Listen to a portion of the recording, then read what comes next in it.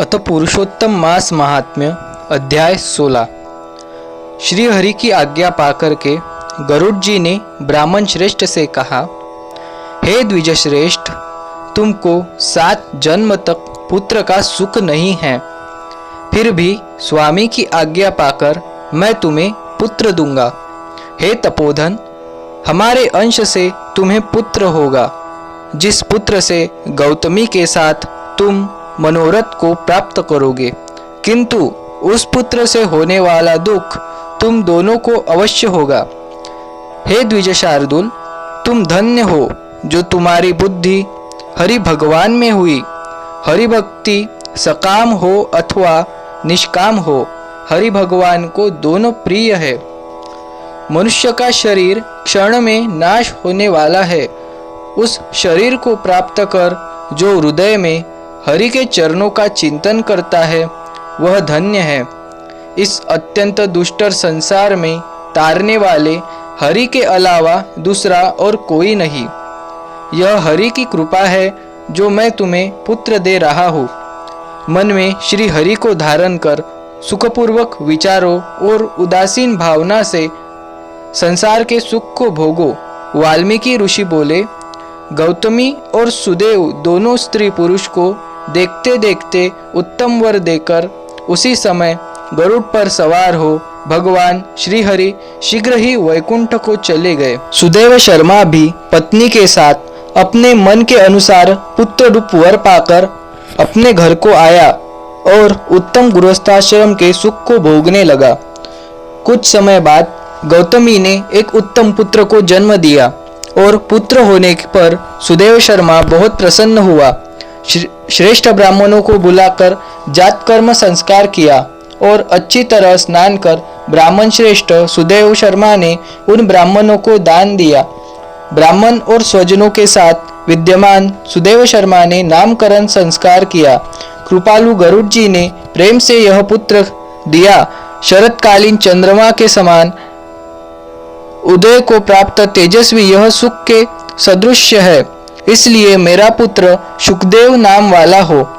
माता के मन को आनंद देने वाला पुत्र पिता के मनोरथों के साथ साथ शुक्ल पक्ष के चंद्रमा के समान बढ़ने लगा। पिता ने हर्ष के साथ उपनयन संस्कार कर गायत्री मंत्र का उपदेश किया। बाद वह बालक वेदारंभ संस्कार को प्राप्त कर ब्रह्मचर्य व्रत में स्थित हुआ।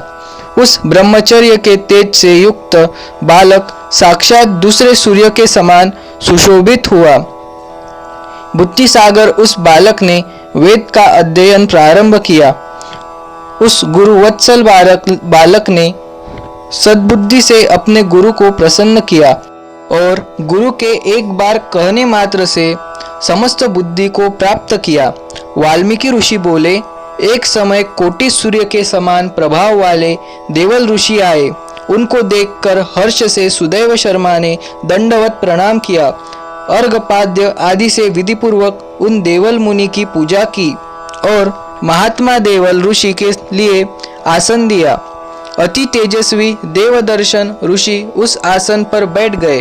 बाद अपने चरणों पर बालक को गिरते हुए देखकर देवल ऋषि बोले, सुदैव, तुम धन्य हो, तुम्हारे ऊपर भगवान प्रसन्न हुए, क्योंकि तुमने दुर्लभ श्रेष्ठ पुत्र को प्राप्त किया।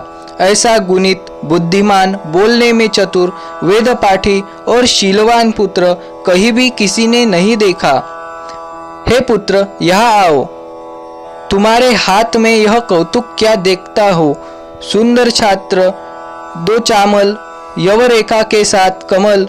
इस प्रकार उस बालक के विषय में कहकर उस ब्राह्मण को उत्कंठित देख देवल ऋषि फिर से बोले, यह तुम्हारा लड़का गुणों का समुद्र है। समस्त गुणों से युक्त यह पुत्र श्रेष्ठ भाग्य का निधि है, लेकिन एक बहुत बड़ा दोष है, जिससे सब व्यर्थ हो गया। इस प्रकार कहकर सिर कांपते हुए दीर्घ श्वास लेकर देवल मुनि बोले, प्रथम आयु की परीक्षा करना, बाद लक्षणों को कहना चाहिए। आयु से हीन बालक के लक्षणों से क्या प्रयोजन? यह तुम्हारा लड़का 12वें वर्ष में डूबकर मर जाएगा। इससे तुम मन में शोक मत करना। अवश्य होने वाला निसंदेह होकर रहता है और मरनाशून्य को औषध देने के प्रमाण उसकी प्रतिक्रिया नहीं है। देवल मुनि इस प्रकार कहकर ब्रह्मलोक चले गए और गौतमी के साथ सुदेव शर्मा ब्राह्मण पृथ्वी पर गिर गए। सुदेव शर्मा पृथ्वी पर पड़े हुए देवल ऋषि के कहे हुए वचनों को स्मरण कर चिरकाल तक विलाप करने लगे। बाद में गौतमी धैर्य को धारण करती हुई अपने पुत्र को अपनी गोद में लेकर पति से बोली, हे द्विजराज, होने वाली वस्तु में भय नहीं करना चाहिए। जो होने वाला है वो होकर रहेगा और जो नहीं होना है वो कभी नहीं होता। क्या राजा बलि, रामचंद्र और युधिष्ठिर दुख को प्राप्त नहीं हुए थे? राजा बलि भी बंधन को प्राप्त हुए, यादव नाश को प्राप्त हुए। भगवान रामचंद्र भी वन में जानकी के साथ विरह को प्राप्त हुए। राजर्षि परीक्षित भी ब्राह्मण से मृत्यु को प्राप्त हुए। इसलिए हे मुनीश्वर, जो होने वाला है वह होकर ही रहेगा। हे नाथ, उठिए और सनातन हरि भगवान का स्मरण कीजिए, जो समस्त जीवों के रक्षक है, मोक्ष को देने वाले हैं। सुदेव शर्मा ने गौतमी के ये वचन सुने, तब उनके मन में दृढ़ता आई। उठ करके उन्होंने हरि भगवान के चरणों का ध्यान किया और पुत्र से होने वाले शोक को उन्होंने त्याग दिया। इति श्री बृहन्नारदीय पुराणे पुरुषोत्तम मास महात्म्ये षोडशोऽध्यायः समाप्तम्।